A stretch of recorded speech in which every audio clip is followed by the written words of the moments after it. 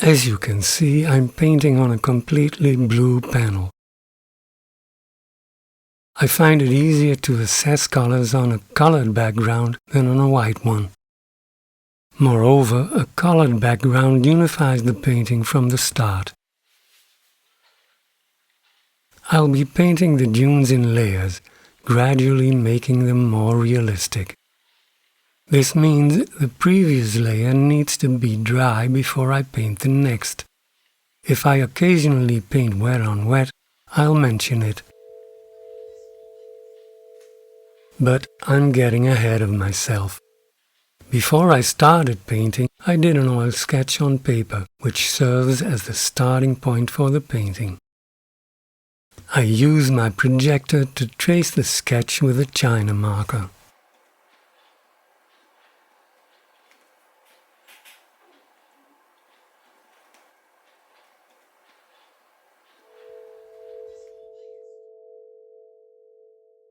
I'm blocking in the dune grass with a mix of umber green, green earth, and a little bit of, and I have to take a deep breath here, Indian Yellow Orange Lake Extra.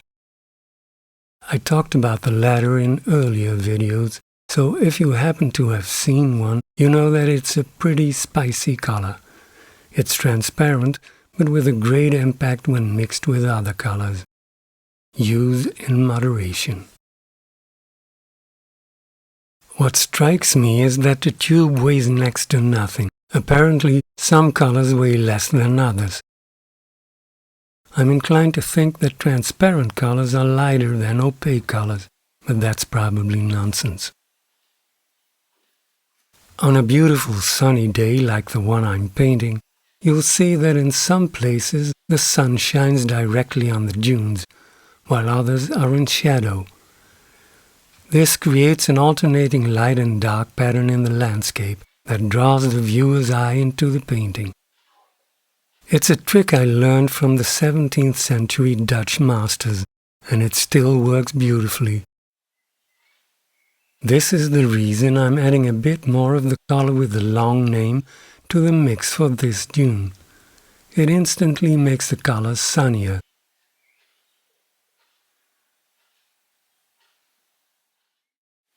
Adding green umber to the mix does exactly the opposite. It makes the color less sunny. Green umber is a bit dull, perfect for desaturating other colors and therefore excellent for the shadows of the dunes. As you probably guessed, I'm doing the vegetation wet on wet. Next is the sand. The sun is on the left, so this side of the dune is in shadow. That's why I added violet gray to my basic beach color, brilliant yellow. Yellow and violet are complementary colors, which means they make a colored gray when mixed, and the Impressionists already taught us that the shadow color is complementary to the color of the object itself, so violet gray it is. This is the base color I'm using for the sand, brilliant yellow with a touch of sepia to tone it down a bit. This leaves some space for the brightest areas, where in a later stage I will be using just brilliant yellow and titanium white. I'm still working wet on wet, using my thumb to soften the transition between the shadows and the sunlit part of the dunes. In the meantime, of course, I'm also working on the rest of the painting. The beach, for example. Maybe I'll get back to that in a later video.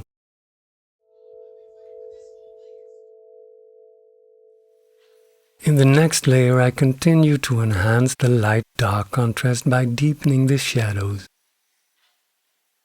I'm currently working on a dry underlayer, thanks to the quick-drying medium I'm using. However, I'm still working wet on wet in this layer. For me, it's the most effective method to do the color transitions in the dunes.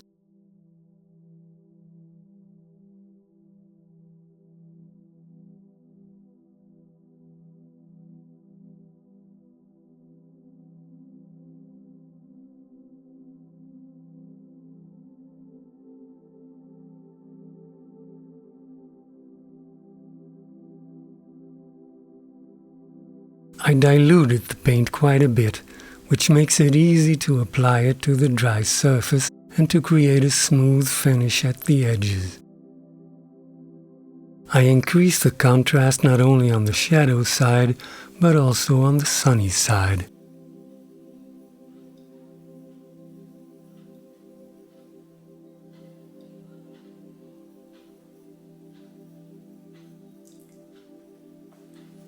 This dune contour bothers me.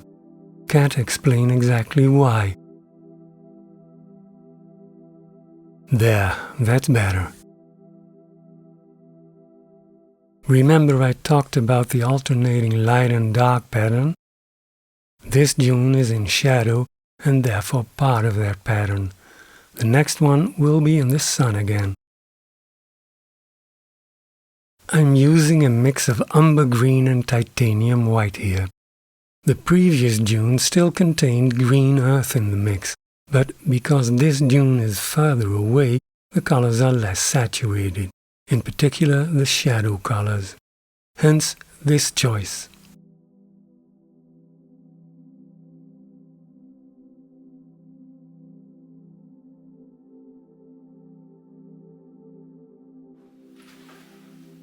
The color is too flat, so I use my rag to create some small variations in tone, which also vaguely suggest a bit of relief.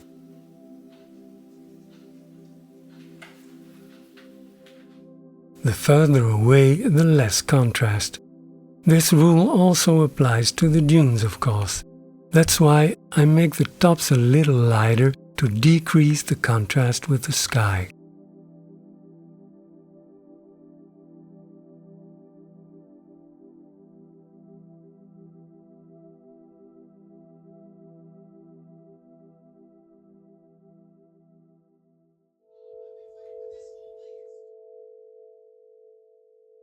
I'm now at the stage where I can focus more on the details.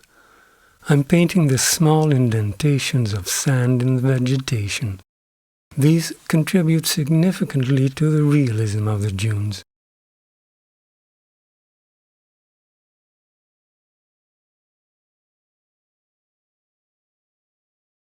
I'm zooming in even further, to the thin lines of sand that you can see peeking through the dune grass. I use my 002 Kolinsky brush and heavily diluted paint.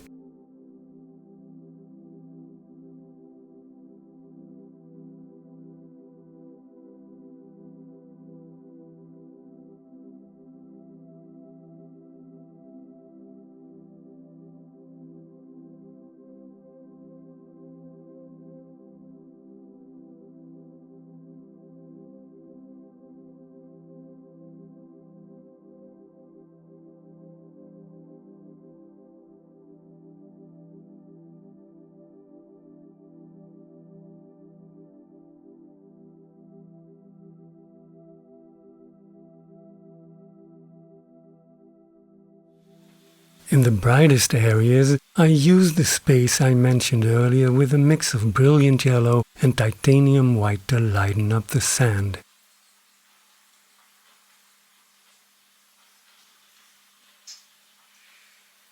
I use the same mix to paint the details in the contours of the sand.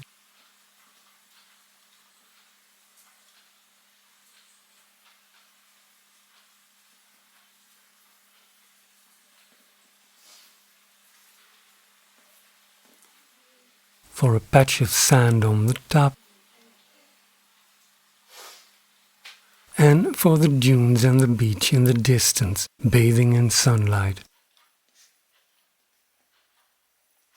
I'm going into this in detail to emphasize that you shouldn't be too hasty in using your lightest colors. If you start with a slightly darker mix, as I did with the base color of the sand by adding a touch of sepia, the impact of the lightest color in your painting will be much stronger.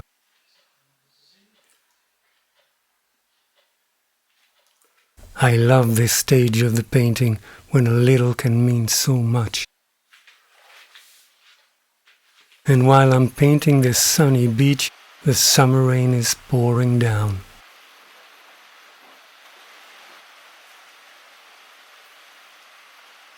In the finished painting you can clearly see how the alternating light and dark patterns the 17th century masters taught us about contribute to the sense of space in the painting. We're standing on the shoulders of giants.